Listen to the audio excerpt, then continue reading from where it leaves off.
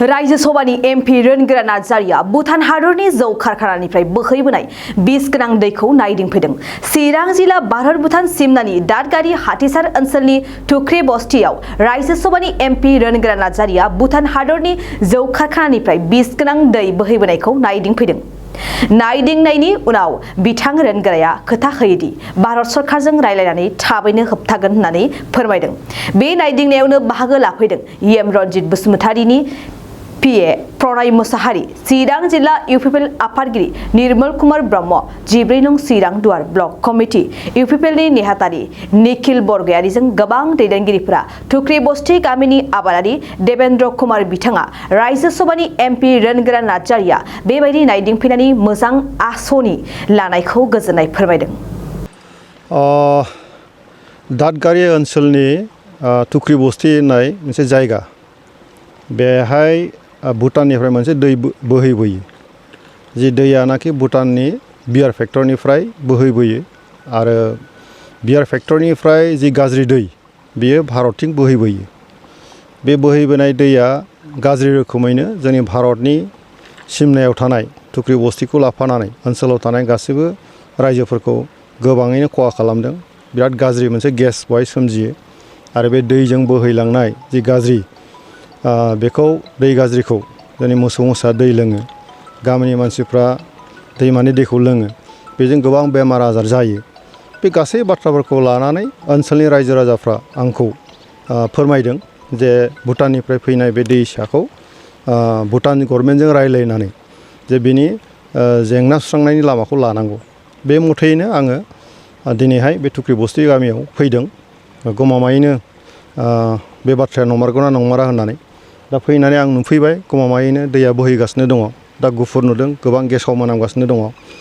बे बाथ्राखौ लानानै आङो भारत सरकारनोबो अलरेडि एक्सटार्नेल एफेयार्स मिनिस्ट्रिनो आङो लिरबाय जे भुटान गभर्नमेन्टनि सिङाव थानाय जे जौ फेक्टरि बेनिफ्राय गाज्रि दै जे भारतथिं बोहैबोदों बेयो गाज्रियैनो भारतारिफोरनि देहायाव गाज्रि गोहोम खोलैगासिनो दङ, बिनि बेबस्था लानांगौ होननानै।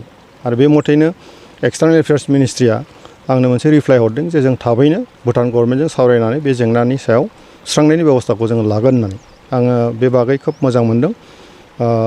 आं आसा थिदों बे जि जेंनाजों ओनसोलनि जे जेंना दङ, बे बियार फेक्टरिनिफ्राय फैनाय जि दै गाज्रि बेखौ होबथानायनि बेबस्थाखौ निसय भारत गभर्नमेन्टआ भुटान गभर्नमेन्टजों सावरायलायनानै बे जेंनानि सुस्रांनायखौ बेबस्थाखौ लागोन।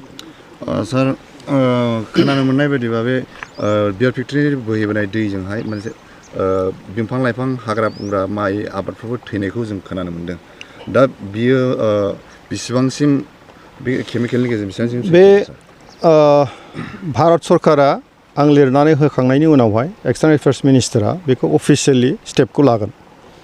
गमामायैनो बे दैजों जोंनि भारताव मा मा बिथिङाव एफेक्ट जामारदों बे बिथिंखौ निस्सय जोंनि सरकारा बेनि सायाव नायबिजिरगोन। आरो जि मानसिफोर बुंनाय जे जिब जुन्थु थैनाय, बे दैजों बोहैलांनायथिं हाग्रा बंग्रा गासैबो थैलांजोबनाय, बे बाथ्राखौ जोङो अफिसियेलि प्रुभ खालामनांगोन। आरो बेखौ मिथियोब्लासो अफिसियेलि प्रुभ जाब्लासो बेखौ भारत सरकारा भुटान गभर्नमेन्टजों टेकआप खालामनानै रायलायनायनि बेबस्थाखौ लानाय जागोन। गतिके दिनै जायगायावनो फैबाय, आंबो बेक्तिगत भाबै नुबाय। आं बे बाथ्राखौ सिदायैनो भारत सरकारनो आं बुंनो खाबु मोनगोन जे एक्सटार्नेल एफेयार्स मिनिस्ट्रि, जोंनि MOS मिनिस्टार अफ स्टेट राजकुमार रन्जन सिं, आं बिथांजों लोगो हमनानै बिथाङा आं लिरनानै होखाबाय आरो बिथाङा अलरेडि रिप्लाइबो हरदों जे थाबैनो बेनि सायाव बेबस्थाखौ लानाय जागोन होननानै। बे फैबाय थानाय समाव आं मिजिं थिदों जे दादगारि ओनसोलनि नैबे टुक्रे बस्ति ओनसोलनि जि जेंना, जे बियार फेक्टरिनिफ्राय फैनाय जि गाज्रि दैनि जि जेंना, बेखौ सुस्रांनायनि थाखाय निस्सय भारत सरकारा बेबस्थाखौ लागोन। I would like to thanks to the honorable MP sir who has been came here in Tukra Basti to see our problems.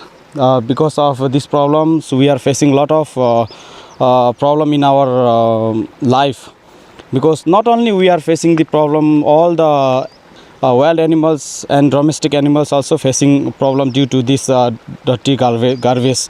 And everyone know that in this garbage there is so many chemical they have been added, and due to that chemical all the animals, even human being also getting affected from that chemical. Now I would like to thanks to the MP. I think MP will going to highlight this video towards the Delhi, so there will be some problem will be solved. Bajaj कम्पानीनि गुबुन गुबुन रोखोमनि bike सालायनो मोजां मोनग्राफोरनि थाखाय गोजोनथाव खौरां अदालगुरि जिल्ला रौथायाव थानाय ब्रह्म अट'मबाइल्स बाजाज शोरूमा लाबोदों नोंथांनो खालि फुजानि दामाका स्पेशल अफार खेबसेनो रां होना बायथारनायजों लोगोसे बेयाव फाइनान्सनि सुबिदाखौबो लानो हागोन खोब खम बेसेनाव एबा 15,000 डाउन पेमेन्ट होनानै नोंथाङा बाजाज कम्पानीनि गुबुन गुबुन रोखोमनि बाइकखौ लानो हागोन गोबांथार फोरमानलाइसि होनांगौनि गोनांथि गैया बाइकजों लोगोसेनो फुजानि गोबांथार गिफ्टबो मोननो हागोन गिफ्टआव थागोन हेलमेट गंसे 3 लिटार पेट्रल आरो मोनसे गोसो बोगथाबनो हानाय अनथोब बे स्पेशल अफारा 24 अक्ट'बरनिफ्राय 31 अक्ट'बरसिम सोलिगोन